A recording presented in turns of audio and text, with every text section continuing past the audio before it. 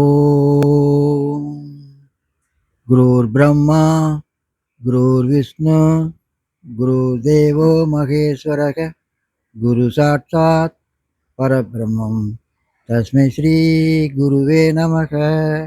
ஓம் அருட்பெரும் ஜோதி அருட்பெரும் ஜோதி தனிப்பெரும் கருணை அருட்பெரும் ஜோதி ஸ்ரீமகா குருபரானந்த சுவாமி ஜோதி சிவானந்த பரமஹம்ச ஜோதி. ஓம். இன்னைக்கு 1/4/2026 புதன்கிழமை பௌர்ணமி தியானம்னு சொல்லிட்டு ஸ்ரீமகா குருபிரான சுவாமிகளுடைய ஆசிரமத்தில் ஏற்பாடு பண்ணியிருக்கிறோம். அதுக்கு வருகை தந்திருக்கிற அத்தனை பேருக்கும் வருக என்று வரவேற்பு கொடுக்கின்றேன். வந்தவங்களுக்கு நன்றியும் தெரிவித்துக் கொள்கின்றேன். நமஸ்காரம். இப்போது இந்த நாள் எல்லாத்துக்கும் வேலை நாட்களாக இருக்கிறதுனால முடிஞ்ச வரைக்கும் வந்தவங்க தான் வந்திருக்காங்க. பரவாயில்ல, இந்த அளவுக்கு வந்ததே நமக்கு ரொம்ப சிறப்பானது. இப்போது குப்புசாமி அண்ணன் மேடைக்கு வரும்படி அன்போடு அழைக்கின்றேன்.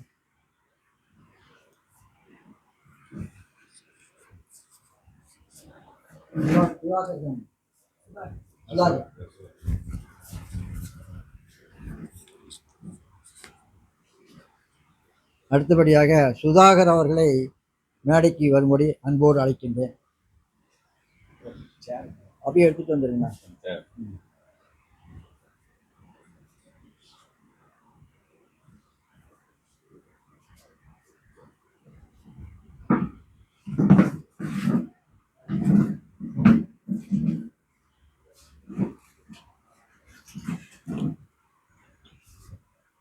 இப்போ சித்த வித்தை சம்பந்தமான நல்ல வழிமார்க்கத்தை நாம் பேச போகிறோம். அதை கொஞ்சம் கவனமாக கேளுங்க. இப்போ குப்புசாமி ஐயா அவர்களை சிறு நேரம் பேசும்படி அன்போடு அழைக்கின்றேன்.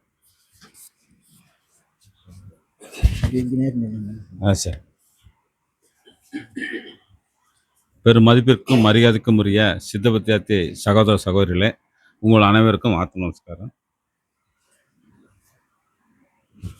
இன்னைக்கு பௌர்ணமி நாள். மகா குருபரானந்த சுவாமிகள் அவர்களுடைய சன்னிதானத்தில் இன்றைக்கி நம்ம ஒரு கூட்டு ஜெபம் பண்ணோம். எல்லாத்துக்கும் ரொம்ப நல்லா ஒரு அனுபவம் கிடைச்சிருக்கும். இது மாதிரி கூட்டு ஜெபம் பண்ணுற சமயத்தில் தான் பார்த்தீங்கன்னு சொன்னாக்கா நம்மளை சரியாக கதி எடுக்கிறக்கோ, சரியாக இந்த சித்தவித்தை செய்கிறக்கோ நம்மளுக்கு ரொம்ப உறுதுணையாக இருக்கும். அது இல்லாமல் அவங்க உள்ள ஜீவ சமாதியிலிருந்து நம்மளுக்கும் உதவி பண்ணுவாங்க. அந்த நம்பிக்கையில் தான் நம்ம போயிட்டுருக்குறோம். நம்மளுக்குன்னு ஒரு பெரிய கோல் இருக்குங்க. மரணமில்லா பெருவாழ்வுங்கிற ஒரு கோல் இருக்குது. அதை நோக்கி தான் நம்ம போயிட்டுருக்குறோம். கொஞ்சம் கொஞ்சம் நம்ம நகர்த்திட்டு இருக்கிறோம். நிச்சயமாக நமக்கு எல்லாத்துக்குமே குருநாதர்கள் நம்மளுக்கு வழி விட்டு நம்மளை அவங்களோட இணைச்சிக்குவாங்க. அதில் ஒன்றும் சந்தேகம் இல்லை. மோட்சம் அடைகிறதுக்கு தான் நம்மளுடைய மனித பிறவி எடுத்துருக்குறோம். இதெல்லாம் உங்களுக்கு தெரிஞ்ச விஷயந்தான். தெரிஞ்ச விஷயம் தான் மீண்டும் மீண்டும் நம்ம ஞாபகப்படுத்திகிட்டே இருக்க போகிறோம். ஆச்சுங்களா?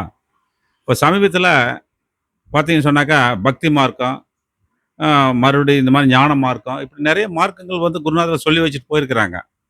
நேற்றையும் கூட பார்த்தீங்கன்னா மகாவீர் ஜெயந்தி, மிக அற்புதமான ஒரு மகா நம்ம இந்தியாவில் வாழ்ந்திருக்காரு. ஜனனமாகி அவர் பார்த்தீங்கன்னு சொன்னாக்கா மிக நிறைய பெரிய சாட்சிட்டு தான் போயிருக்காரு. அவருக்கு நேற்றுக்கு விழா இந்தியா முழுவதும் எடுத்தோம். அது உண்மையிலுமே அதை பாராட்டக்கூடிய விஷயம். அப்போ இன்றைக்கி பௌர்ணமி நாள், இதுவும் நல்ல நல்ல விஷயம் தானுங்க. மறுபடியும் பார்த்தீங்கன்னாக்கா நேற்றுக்கு பேப்பரில் போட்டிருந்தான், பீகாரில் பக்தியில் கூட்ட நெரிசல்னால கிட்டத்தட்ட பார்த்தீங்கன்னாக்கா ஒரு ஒரு 10 பேர்த்து பக்கம் உயிர் இழந்துட்டாங்கன்னு சொல்லி பேப்பரில் பார்த்தப்போ ரொம்ப கஷ்டமாக இருந்தது. அதில் எதுவுமே அவங்களுக்கு ஒரு சொல்லித்தரவே மாட்டேங்கிறாங்க. சும்மா அப்படியே வர்றாங்க போகிறாங்க, நெரிசலில் சிக்கி பாவம் எல்லாம் அழிஞ்சு போயிடுறாங்க. பீகாரில் நடந்திருக்கு நேற்றுக்கு. இதெல்லாம் இல்லாமல் தவிர்க்கிறதுக்கு அங்கே ஏதோ சொல்லித்தராங்களான்னு ஒன்றுமே இல்லை. அதனால நம்மளுக்கு ஞானமாக இருக்க ரொம்ப நல்லா தான் இருக்குதுங்க. எல்லா விஷயத்திலும் நம்மளுக்கு ஒத்துழைப்பாக இருக்குது. அதுக்கு ஒரு உதாரணம் சொல்ல போனோம்னாக்கா, இங்கே கொஞ்சம் கூட்டம் கம்மியாக தான் இருக்கும். இருந்தாலும் இதுதான் நல்ல மார்க்கம். நமக்கு மன ரீதியா, உடல் ரீதியா நல்லா ஒரு மார்க்கமா போயிட்டு இருக்குது. அப்போ கூட பார்த்தீங்கன்னாக்கா, நம்மளுக்கு வந்து சுவாசம், இந்த பிராணாயாமத்தில தான் நம்ம வந்து ஆண்டவன வந்து பார்க்க முடியும். உணர உணர முடியும்னு சொல்லி நம்மளுக்கு ரொம்ப நல்லா தெளிவா சொல்லி வச்சுட்டு போயிருக்காரு. அதனால தான் நம்ம இந்த மார்க்கத்துக்கு நம்ம வந்திருக்கிறோம். ஆச்சுங்களா? இது கெட்டியா நம்ம புடிச்சு நம்ம முன்னேறதுக்கு பார்க்கணும். ஒரு சின்ன சம்பவம் பார்த்தீங்கன்னாக்கா, 1975ல ஒரு பெரிய நிறுவனத்தினுடைய ஒரு கம்பெனி டாடா பிர்லா கம்பெனி மாரிங்க. இந்தியால எப்படி டாடா பிர்லா உச்சத்தில இருக்காங்களோ, அதே மாரி அமெரிக்கால பார்த்தீங்கன்னாக்கா, உச்சத்தில இருந்த ஒரு கம்பெனி. அவங்க பேரு ஜாப்ஸ் புரொடக்ட் அப்படின்னு சொல்லி தான் பேருங்க. அவங்க மிக பெருசா சாதிச்சுட்டு இருந்தாங்க. ஆனா, அந்த நிறுவனம் வந்து 1975ல மகன்கிட்ட வருது. அவங்களுக்கெல்லாம் வயசாயிருச்சு பெரியவங்களுக்கு. மகன்கிட்ட வருது. மகன் பார்த்தீங்கன்னா 27 வயசுல அந்த கம்பெனி நிர்வாகத்த கையில எடுத்த பின்னாடி பார்த்தீங்கன்னாக்கா, எல்லாம் லாஸுங்க. மஞ்சக்கோடி. ஒரு 2, 3 வருஷத்துல பார்த்தீங்கன்னாக்கா, ரொம்ப லாஸ் ஆயிட்டாங்க. அந்த கம்பெனி இழுத்து சாத்திட்டாங்க. அந்த அளவுக்கு போயிடுச்சுங்க. அவரு வந்து பேப்பர்ல எழுதிருச்சு. இவங்க முடிஞ்சாங்க அப்படின்னு சொல்லி எழுதிருச்சுங்க. அந்த டைம்ல வந்துட்டு ஒரு நண்பர் மூலியமா அவருக்கு வந்துட்டு, "நீங்க இந்தியா போங்க. இந்தியால வந்துட்டு போய் கொஞ்ச நாளைக்கு எல்லாம் தியானம் பண்ணுங்க. உங்களுக்கு நிச்சயமா வந்துட்டு உங்களுக்கு ஒரு மாற்றம் கிடைக்கும்னு" சொல்லிட்டு அவர இங்க அனுப்பிச்சு வச்சுட்டாங்க. அவரு வந்து இந்தியால வந்து இமயமலை சைடு வந்துட்டுங்க, ஒரு 15 வருஷம் பைத்தியக்காரன் மாரி சுத்திட்டு இருந்தாரு. சொல்லப்போனா, தன்னோட அமெரிக்கால மிகப்பெரிய கோடீஸ்வரனுடைய மகன் அப்படிங்கிறத வெளி காட்டிக்கவே முடியாம, சர்வசாதாரணமா பஸ்ல போவாரு. எங்க ரோட்டோரத்தில கடையில டீ சாப்பிடுவாரு. அங்கங்க கோயிலுக்கு முன்னாடி உட்கார்ந்து ஜெபம் பண்ணிட்டு இருப்பாரு. அப்படி போய் போய் போய் பார்த்தீங்கன்னாக்கா, ரிஷிகேஷ்ல அவர் வந்து ஒரு ஒரு ஆசிரமத்தில போய் இணைஞ்சு, தன்னை வெளிப்படுத்திக்காம ஒரு 15 வருஷம் அந்த ஆசிரமத்தில அவர் வந்துட்டு, அந்த தியான பயிற்சி, மெடிடேஷன் நல்லா கத்துக்கிட்டு பார்த்தீங்கன்னாக்கா, அவங்க கிட்ட வந்து அருள் வாங்குற சமயத்தில 15 வருஷம் முடிஞ்சு போச்சுங்க. அதுக்கு பின்னாடி வந்துட்டு, அவங்க வந்துட்டு கையில ஒரு ஆப்பிள் பழம் கையில குடுத்து, "நீங்க மீண்டும் அமெரிக்கா போங்க. நீங்க நல்ல பக்குவம் ஆயிட்டீங்க. நீங்க போய் தொழில் தொடங்குங்க. நிச்சயமா உங்கனால சாதிக்க முடியும்." அப்படின்னு சொல்லிட்டு அனுப்பிச்சு வைக்கிறாங்க. மீண்டும் அமெரிக்கால போயி தன்னுடைய 150க்கும் மேற்பட்ட புராடக்ட் எல்லாம் பூரா ஸ்டாப் பண்ணிட்டுங்க. ஒரு 4 புராடக்ட் மட்டும் கையில எடுத்தாரு. லேப்டாப்பு, செல்ஃபோனு, அப்புறம் இன்னும் 2 எலக்ட்ரானிக் சாமான் ஏதோ இது மாரி 4 எடுத்தாரு. ஆப்பிள் பழம் பார்த்திருப்பீங்க. ஆப்பிள் அப்படின்னு நிறுவனம். இவரு போய் தன்னுடைய பூஜை அறையில ஆப்பிள் பழத்த வச்சு, அந்த கம்பெனி பேர் ஆப்பிள்ங்கிற பேர மாத்துனாரு. அந்த மெடிடேஷன் வந்துட்டு காலை, மாலை, மதியம் எல்லாம் அவரு விடாம செஞ்சுட்டே இருந்ததனுடைய விளைவு என்ன ஆச்சுனாக்கா, இன்னைக்கு உலக பணக்காரர் லிஸ்ட்ல வந்துட்டுங்க 10 பேர்த்துக்குள்ள அவரு வர்றாரு. ஆப்பிள் நிறுவனம். அவர் பேரு ஸ்டீவ் ஜாப்ஸ். தன்னுடைய 59வது வயசுல வந்துட்டு உலக பணக்கார லிஸ்ட்க்கு வந்துட்டார். அதெல்லாம் எப்படி அவரோட மாற்றம் முடிஞ்சது? அப்டின்னா, இந்த மெடிடேஷன் தானுங்க. இந்த சித்தவித்தை தான். அது அப்ப வந்து சித்தவித்தைன்னு பேர் குடுத்துருக்காரு. இது ஒரு மெடிடேஷன் தான். இப்படி நம்ம உள்ள போக, போக நம்மள மனச ஒருநிலைப்படுத்த தான் அதை அச்சீவ் பண்ண முடியும். நீங்க எதை நோக்கி போறீங்களோ, அதை நீங்க அடைஞ்சிற முடியும். இந்த இந்த உடல்ல உயிர் இருக்கிறப்பவே அதை நம்ம அடைஞ்சிற முடியும். அதனால நம்பிக்கையோட இத பண்ணுங்க. அவன் உள்ளிலிருந்து அதோகதியாகி நசிந்து கொண்டிருக்கிற ஜீவனை வெளியே விட உள்வழியை மேலும் கீழும் நடத்தி மேலுள்ள ஈஸ்வரனோடு சேர்ப்பித்து ஜீவேஸ்வர ஐக்கியமாகி தன்னைத்தானே பிரம்மராஜல் லைப்பித்து மோட்சமடைவதற்கு வேண்டி சொல்லி கொடுத்துட்டு போயிருக்காரு. தன்னில் உள்ள ஈஸ்வர சக்தியை வெளியே விட உள்ளே நிலைநிறுத்திக்கிறோம்னா அவனே ஈஸ்வரன் மதஸ்தன்னு சொல்லி நம்ம கிட்ட முதல் அத்தியாயத்தில் சொல்லி வச்சுட்டு போயிருக்காரு. இன்னுமே தொடர்ந்து நீங்க வந்து இது மாதிரி பயிற்சி செய்யுங்க. இது மாதிரி ஆதரவு கொடுத்து வாங்க. கூட்டம் இல்லையே, எல்லாம் யாருமே இல்லையே அப்படிலாம் நினைக்காதீங்க. இங்க வாங்க உங்களுக்காக இது இந்த பாலையா வாங்க உங்களுக்கு எல்லா சௌகரியம் பண்ணி குடுப்பாரு. நீங்க இது வந்து பயனடையணும். அந்த கோல் அடிக்கணும். மரண பெருவாழ்வை நோக்கி நம்ம பயணிச்சு, நம்ம அத வந்து மோட்சம் அடையணும்னு சொல்லிக்கொண்டு, நான் இத்தோட முடிச்சுக்கிறேன். நமஸ்காரம். குப்புசாமி அண்ணன் வந்து தெளிவாக பேசியிருக்காரு. நாம் எல்லாமே இந்த ஆசிரமத்துக்கு வரணும், சமாதி பீடத்தில் வழிபாடு செய்யணும், சித்த வித்தை தொடர்ந்து பயிற்சி எடுங்க. நம்ம அதுக்காகத்தான் இந்த ஆசிரமத்தை நோக்கி வர்றோம். இனி பிறவாமல் இருக்கணும் அப்படிங்கிறதுக்காக இந்த சித்த வித்தை பயிற்சி எடுத்து மோட்சத்தை அடைங்க அப்படின்னு நல்ல கருத்தை அவரை சொல்லியிருக்காரு. அடுத்து வந்துங்க சுதாகர் திண்டுக்கல்லேருந்து வந்திருக்காரு. அவர் உங்களோடு நல்ல வார்த்தைகள் நான் பேசுவாருங்க. அவரை வரும்படி அன்போடு அழைக்கின்றேன். ஆத்ம வணக்கம்.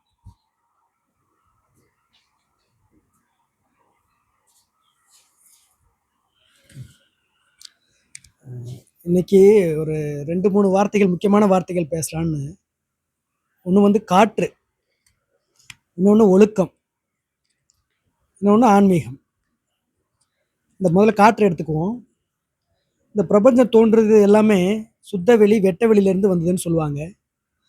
அந்த காந்தத்துடைய அழுத்தத்தினால காற்று உருவாச்சுன்னு சொல்லுவாங்க. 2 காற்று சேர்ந்தா அது நீராக மாறுது. அறிவியலும் பேசுவோமே, H2Oன்னு சொல்கிறாங்க. ஹைட்ரஜன் ஆக்சிஜன் சேர்ந்தா தண்ணியாக மாறுது. ஒரு நெருப்பு எரியணும்னா அந்த ஹைட்ரஜனும் எரியும், இந்த ஆக்சிஜனும் எரியும். அப்போ அதுக்குள்ளேயே நெருப்பும் இருக்குது, நீரும் இருக்குது. இதெல்லாம் உருவாகக்கூடிய 3 சேர்ந்தா மண் உருவாகுது. இது எல்லாமே சேர்ந்து ஆகாயத்திலிருந்து உருவாகுது. இப்போ நம்ம சித்த வித்தையில் காற்றைத்தான் ஊதுறோம். இந்த உடம்புல நீர் ரத்தமாக மாறி இருக்கு, நெருப்பு சூடாக இருக்கு, காற்று உஷ்ணமாகவும் இருக்கு. அப்போது இந்த உலகத்தில் என்னென்ன இருக்கோ அது நம்மக்கிட்ட தான் இருக்கு. இந்த உலகத்தில் என்னென்ன தேடுறோமோ அது நம்மக்கிட்டே இருக்கு. ஸோ அண்டத்தில் என்னென்ன இருக்கோ பிண்டத்துலேயும் அதான் இருக்கு. இங்கே ஆன்மீகம் பேசும்போது கழுத்துக்கு மேலே கண்டம், கழுத்துக்கு கீழே பிண்டம்னு சொல்கிறாங்க. 6 ஆதாரங்களும் நெற்றி புட்டில் தான் இருக்குன்னு நம்ம சிவானந்த பரமஹம்சர் ஐயா சொல்கிறாரு. இப்போ அந்த காற்றை தான் ஊதுறோம். காற்றை ஊதுறதுனால என்ன நடக்கும்? இப்போ சித்த வித்தையில் காற்றை ஊதுற மாதிரி எல்லா ஆன்மீகங்களையும் பண்ணுறாங்க. ஒரு டியூபுக்குள்ளே காற்று அடிக்கிற மாதிரி இந்த உடம்புக்குள்ளே காற்றை பம்ப் பண்ண என்ன ஆகும்னா, இந்த ரத்தத்துடைய தன்மையெல்லாம் காணாம போயிடும், இந்த சதைகளுடைய தன்மையெல்லாம் காணாம போயிடும், உடம்புல உள்ள பதிவுகளும் காணாம போயிடும். நீங்கள் உருவமற்ற, எண்ணங்களற்ற, பதிவுகளற்ற அந்த இறைவனாவே ஆவீங்க. அந்த இறைவனா மாற்றக்கூடிய சக்தி இந்த காற்றுக்கு இருக்கு. அந்த காற்றை தான் நம்ம வாயுன்னு சொல்றாங்க. மேலும் கீழுமாக ஆடாமல் அசையாமல் பிரம்மரந்திரத்தை தட்டி அங்கே நிலைநிறுத்தணுன்றாங்க. இப்போ காற்று முடிஞ்சது. ஒழுக்கம்னு சொல்லுவோமே, தமிழ்ல சிறப்பு லா அப்படின்னு சொல்லுவாங்க. நான் படிச்ச வரைக்கும் எந்த ஆசிரியரும் அதுக்கான பொருள் சொல்லவே இல்லை. ஏன் அந்த லாவை சிறப்புன்னு சொல்றாங்கன்னு. சில தவம்லாம் பண்ணோம், நிறைய பயிற்சி பண்ணோம். ஒரு 25 ஆண்டு தேடல்களுக்கு அப்புறம் தான் இங்கே வந்திருக்கிறோம். ஒரு தவம் பண்ணும்போது அந்த நாக்கை உள்ள மடக்கிக்கிட்டு தவம் பண்ணும்போது என்ன ஆகுதுன்னா, உடம்பு இறைத்தன்மையா மாறுது. குதம் குய்யம்னு சொல்லக்கூடிய அந்த பகுதியோட தொடக்கம் லான்னு தொடும்போது அந்த இடத்துல தான் தொடுது. ஏன் சிறப்புலான்னு சொன்னாங்கன்னா, அந்த உலகத்திலேயே பிரெஞ்சுலையும் தமிழ்லையும் தான் அந்த லான்ற ஒரு வார்த்தை இருக்கு. லா, குழந்தை, மழலை, இந்த லான்னு வர்ற எல்லாமே சிறப்புகளாக தான் இருக்கும். இந்த ஒழுக்கம் என்ற வார்த்தை எப்படின்னா, தமிழ் மொழி இயற்கை மொழி, எல்லா மொழிகளும் நல்ல மொழிகள் தான். எதுவும் எல்லா மனிதர்களும் நல்ல மனிதர்கள், எல்லாருமே இறைவன் சொல்ற மாதிரி எல்லாருமே அடிப்படையில் நல்லதான், காற்று தான், அலைவரிசை தான். தமிழுக்கு என்ன சிறப்புனா, அது ஒரு இயற்கை சார்ந்த மொழியா இருக்கு. எப்படி இயற்கை சார்ந்த மொழின்னா, ஒரு ஆன்மீகவாதி சொல்லுவாரு, இது ஒரு பக்தி மார்க்கம் தான். ஏன் காது குத்துறாங்கன்னா, ஒரு குழந்தை பிறந்த உடனே பாக்குறாங்க, அந்த குழந்தையோட காதுல ஓங்கார வடிவம் தெரியுது. இந்த ஓங்காரம் தான் உலக உற்பத்திக்கே மூலாதாரம். அந்த ஓங்காரத்தை சிறப்பு பண்றதுக்காக ஒரு ஓட்டையை போட்டு, அது செவிப்போன் விழா, அந்த விழா இந்த விழான்னு சொல்லி ஒரு காது குத்தி, அதான் நம்ம ஊர்ல காது குத்துன்னு நடத்துறாங்கன்னு சொல்லுவாங்க. சிவானந்தாயா ஒரு படி மேலே போய், இயற்கையில எந்த ஓட்டையும் தேவையில்லை, பிறந்ததே போதுமானது, நீங்க ஓட்டை போட்டு அங்கே ஒரு செவிப்போன் மாட்டேன்னு அவசியம் இல்லை, இயல்பாவே இருக்கட்டும் அப்படின்னு ஐயா அதுக்கு ஒரு தெளிவு கொடுப்பாரு. ஆனா ஏன் அந்த ஓங்காரத்துக்கு இவ்வளவு சிறப்பு அப்படின்னா, உலகமே உருவானது அந்த ஓங்காரம், அந்த ஓம் வடிவம். இதெல்லாம் பாருங்க, இம்முல முடியுதோ அமைதியில முடியும். ஓம், வந்தோம், சென்றோம், இருந்தோம், நடந்தோம், ஒழுக்கம், அடக்கம், இம் இம் இம் இம் இம்னு முடியறது எல்லாமே அந்த அமைதியில தான் போய் முடியும். அந்த அமைதி தான் நிஷ்டை. ஒழுக்கத்துக்கு வருவோம்.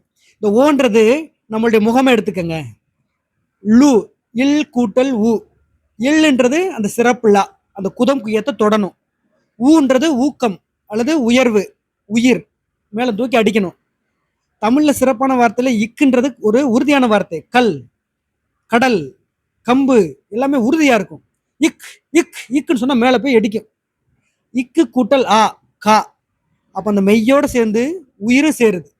அதுதான் நம்ம சொல்லக்கூடிய சித்த வித்தை. இம்முன்றதா நிஷ்டை. அப்போ ஒழுக்கம்ன்றது ஒரு ஆண் பெண் சார்ந்த உறவு இல்லை. ஒழுக்கம் என்பது இயல்பாக இயற்கையாக நடக்கக்கூடிய சித்த வித்தை. அதுதான் ஒழுக்கம் உயிரினும் ஓம்பப்படும். ஒழுக்கம் விழுப்பம் தரலான், ஒழுக்கம் உயிரினும் ஓம்பப்படும்னா, உயிரை விட அந்த ஒழுக்கம் செயலானது மிக சிறப்பான இடத்துக்கு உங்களை கொண்டு போய் நிறுத்தும். திருவள்ளுவர் அவர் ஒரு ஆன்மீக ஞானி. நீங்க கொடைக்கானல் பண்பலை கேட்கணும்னா உங்க ரேடியோவில் கொடைக்கானல் பண்பலையை வைக்கணும், அந்த அலைவரிசையை. கோயம்புத்தூர் அலைவரிசைனா கோயம்புத்தூர் அலைவரிசைக்கு வைக்கணும். திருவள்ளுவர் அவருடைய ஞானம், அவருடைய யோகம், அவருடைய தவம், அந்த ஆற்றல் நின்று இதை எழுதியிருக்காரு. ஆனா இதுக்கு உரையாசிரியர்கள் யாருமே அந்த மாதிரி தவம் பண்ணாங்களா, அதை புரிஞ்சுக்கிட்டு எழுதுனாங்களா அப்படின்லாம் இல்லை.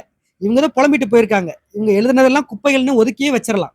அப்போ யார் தவம் சிறப்பா பண்றாங்களோ, யார் யோகம் சிறப்பா பண்றாங்களோ, யார் ஞானத்தோட இருக்காங்களோ, அவங்க அதுக்கு விடை சொல்லும் பொழுது மட்டுமே அவங்க எந்த அலைவரிசையிலிருந்து சொன்னாங்களோ அதை நம்ம புரிஞ்சுக்க முடியும்.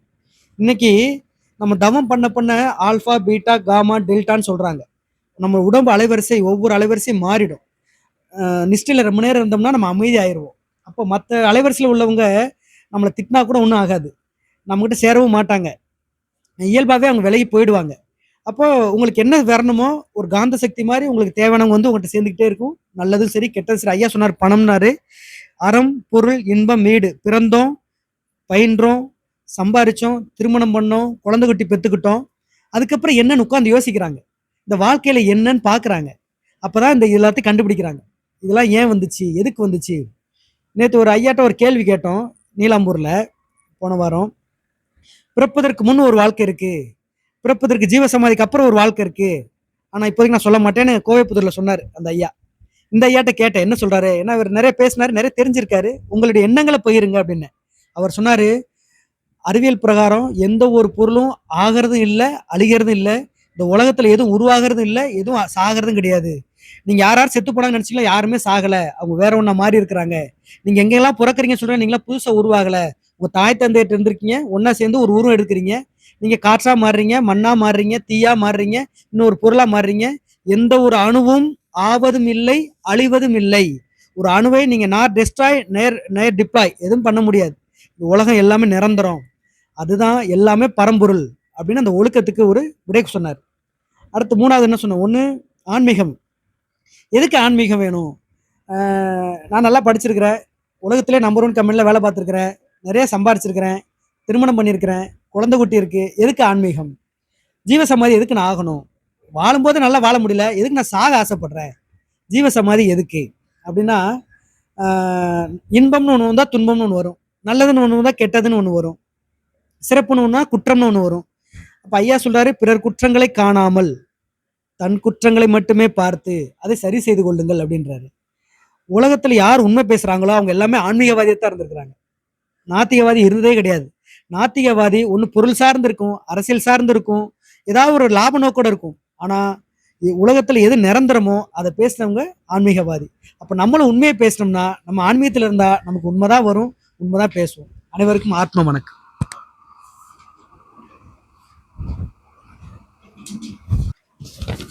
இந்த பௌர்ணமி விழாவில் சுதாகர் திண்டுக்கல்காரர் ரொம்ப அற்புதமாக விளக்கம் சொல்லிட்டாரு. இந்த மாதிரி விளக்கங்களெல்லாம் நாம் கேட்டால் நமக்கு சந்தோஷமாகவே இருக்கும். பாருங்கள், நாம் சாவதும் இல்லை, நாம் பிறப்பதும் இல்லை, நாம் அழிவதும் இல்லை, என்றும் நாம் இருப்போம். நல்ல உதாரணம் சொல்லியிருக்கார் பாருங்கள். அணு மாற்றம்தான் அமைதியை தவிர அணு இருந்துக்கிட்டே தான் இருக்கும். அந்த அணுக்களில் ஒருத்தர் தான் நாம ரொம்ப விளக்கமாக பேசினார், ரொம்ப சந்தோஷமாக இருக்குது. பாருங்கள், இந்த 2 நாட்களில் நம்ம குருவானசாமி பீடத்துக்கு வர்றவங்களுக்கு நல்லா சிறப்பாக அன்னதானம் கொடுங்க அப்படின்னு சொல்லிட்டு நிறைய பேர் நமக்கு உதவி பண்ணியிருக்காங்க. அவங்கள பற்றி சொல்லிட்டா நல்லா இருக்குங்கிறதுக்காக உங்கள் முன்னிலையில் அதை சொல்கிறேங்க. 29/3/2026 ஞாயிற்றுக்கிழமை கூட்டு தியானத்திற்கும், 1/4/2026 புதன்கிழமை இன்று பௌர்ணமி தியானத்திற்கும், இந்த 2 நாட்களுக்கும் அன்னதானம் கொடுத்தவங்களுடைய பேரை நான் உங்களுக்கு உங்கள் முன்னால் சொல்கிறேன், பார்த்துக்கோங்க. மகேந்திரன் சங்கர் மலேசியா, ஜோதிலிங்கம் சுமித்ரா பாண்டிச்சேரி, அப்புறம் ஜெயராமகிருஷ்ணன் இடையார்பாளையம், அதுக்கப்புறம் doctor Poyyamozhi RVS college, doctor Shanmuga Pandi doctor Sulur, Prema அம்மா சாய்பாபா காலனி, இவங்கெல்லாம் தொடர்ந்து நம்ம இந்த ஆசிரமத்துக்கு நல்ல விதமாக செயல்படணும்னு சொல்லிட்டு ஆதரவு கொடுத்துட்டு வந்துட்டுருக்காங்க. அவங்கெல்லாம் ஆரோக்கியமாக இருக்கணும், நலமாக இருக்கணும், நீடூழி வாழணும் அப்படிங்கிறது இறைவனோட கேட்டுக்கிட்டு, அதுக்கப்புறம் என்னுடைய சின்ன செய்தி ஒன்று உங்களோட பரிமாறிட்டு எல்லோரும் சாப்பிட்றதுக்கப்புறம் போகலாம். பாருங்கள், இந்த ஆசிரமம் நிறுவியிருக்காரு குருபரானந்த சுவாமி. அவர் என்ன சொல்கிறாரு அப்படின்னாங்க, ஈஸ்வரனை அனுபவித்தவனுடைய மனநிலைமை எப்படிப்பட்டது என்பது உனக்கு தெரியுமா அப்படின்னு சொல்லிட்டு அவரே ஒரு எழுதியிருக்காரு. அது நோட்டு உள்ளே வச்சிருக்கேன். அவர் என்ன சொல்கிறாருன்னா, நான் எந்திரம், நீ எந்திரி. நான் ரதம், நீ சாரதி. நான் வீடு, நீ அதில் குடியிருப்பவன். நீ ஆடு என்றால் ஆடுவேன், பாடு என்றால் பாடுவேன், விளையாடு என்றால் விளையாடுவேன் என்றே தான் கூறுவார் அப்படின்னு சொல்லிட்டு விடை எழுதியிருக்காரு. இப்போ சொல்கிற வந்த கருத்து என்னன்னாங்க, ஜீவசமாதியான அத்தனை ஆத்மாக்களும் அவங்கவங்க அடங்கின இடத்துல, ஐக்கியமான இடத்துல சமாதியில் அமைதியாக தான் இருப்பாங்க. அவங்க தான் ஈஸ்வரனை அனுபவித்தவங்க. அவங்களுடைய மனநிலைமை எப்படிப்பட்டது என்பது தான் விளக்கமாக எழுதியிருக்கிறாரு. அதை எப்படின்னாங்க, அவங்க அமைதியாக தான் இருப்பாங்க.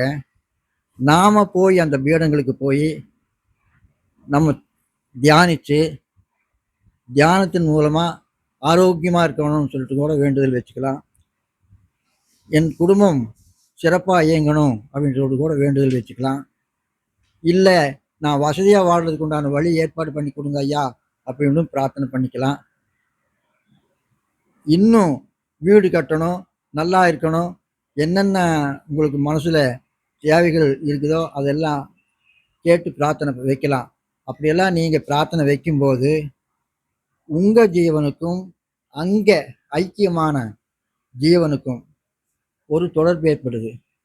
இது எப்படின்ட்டு சிவானந்த பரமேஸ்வரர் ஒரு இடத்துல சொல்லியிருப்பார் பாருங்க, எனக்கு தனிப்பட்ட ஜீவன் இல்லை, இந்த ஜீவனுடைய பிரதிபிம்பங்கள் தான் அனைத்து ஜீவன்களும் அப்படின்னு சொல்லிட்டு தெளிவாக எழுதியிருக்காரு.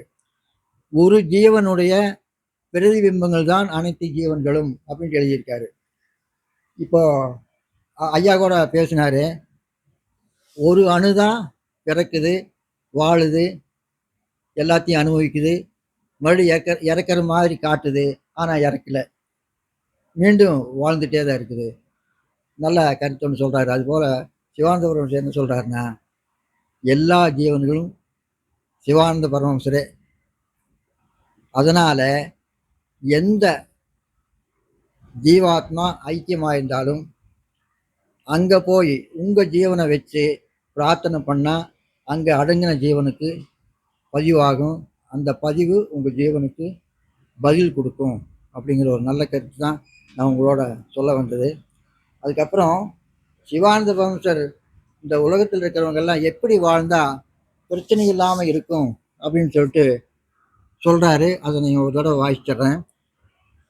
உலகில் யார் பிறர் குற்றங்களையும் பிறர் தொழில்களையும் நினைவுறாது தன் தொழிலையும் தன் குற்றத்தையும் சிந்தித்து தான் தானே உண்டாக்கின்ற குற்றங்கள், வீழ்ச்சிகள், அந்த தவறுகள் நேராதிருப்பதற்காக சிரத்தையுடன் ஒரே நம்பிக்கையில் எவன் செயல்படுகின்றானோ அவனே உத்தமன், அவனே சிரேஷ்டன், அவனே ஈஸ்வரத்துவம் உடையவன் அப்படின்னு சொல்லிட்டு விளக்கமாக எழுதியிருக்காரு. அவர் சொல்கிற வந்த சுருக்கமான கருத்து என்னன்னா, உங்களை மட்டும் நீங்கள் பார்த்துக்கோங்க, மற்றவங்களை பற்றி நீங்கள் கவனித்து உங்கள் எண்ணங்களை வீண் செலவு பண்ண வேண்டாம், நீங்கள் தவறு செய்யாமல் பார்த்துக்கோங்க அப்படின்னு மட்டும்தான் சுருக்கமாக எழுதியிருக்காரு. அதனால் இந்த நல்ல செய்தியை நீங்கள் கவனித்து தொடர்ந்து இந்த ஆசிரமத்துக்கு வந்துகிட்டே இருங்க. இந்த அடங்கின குருபரானந்த சாமியோட பீடத்தில் தியானம் பண்ணுங்கள். தனிப்பட்ட முறையில் உங்கள் வேண்டுதல்களையும் கேட்டு தியானம் பண்ணுங்கள், நல்லது நடக்கும் அப்படின்ட்டு நல்ல கருத்தோடு உங்களிடம் வந்து விடைபெற்றுக்கின்றேன். ஆத்ம நமஸ்காரம். அகமும் புறமும் அறிந்தாய் போற்றி, ஆணவக் காட்டை எரித்தாய் போற்றி, இகமும் பரமும் இணைந்தாய் போற்றி, ஈசன் திருவடி அடைந்தாய் போற்றி, உண்மை பொருளை உணர்த்தினாய் போற்றி, ஊதியம் உயிருக்கு உரைத்தாய் போற்றி, எண்ணிய எண்ணியாங்கு எய்தினாய் போற்றி, ஏற்றம் தருவழி காட்டினாய் போற்றி, ஐயம் திரிபுர அறிவித்தாய் போற்றி, உன் பொருள் தன்னை உணர்த்தினாய் போற்றி, ஓங்கார வடிவில் ஒன்றினாய் போற்றி, ஔடதம் ஆறு இருக்கு அளித்தாய் போற்றி, அறிவும் பண்பும் நிறைந்த குலத்தூர் ஆலயம் எனவே அருள்தர நிறைந்தனை பலவினை நீக்கி தியான நிலை தரும் ஸ்ரீமகா குருவரானந்த குருதேவா போற்றி போற்றி. ஓம் அருட்பெரும் ஜோதி அருட்பெரும் ஜோதி தனிப்பெரும் கருணை அருட்பெரும் ஜோதி ஸ்ரீமகா குருவரானந்த சுவாமி ஜோதி சிவானந்த பரமஹம்ச ஜோதி. ஓம். இன்னைக்கு வந்திருக்கிற எல்லாத்துக்குமே மனமார்ந்த நன்றி சொல்லிட்டு அடுத்து உணவு தயாராக இருக்குது. நீங்கள் எல்லாம் போய் உணவு அருந்த போகலான்ட்டு விரும்பி கேட்டுக்கிறேங்க. நன்றி நன்றி நன்றி.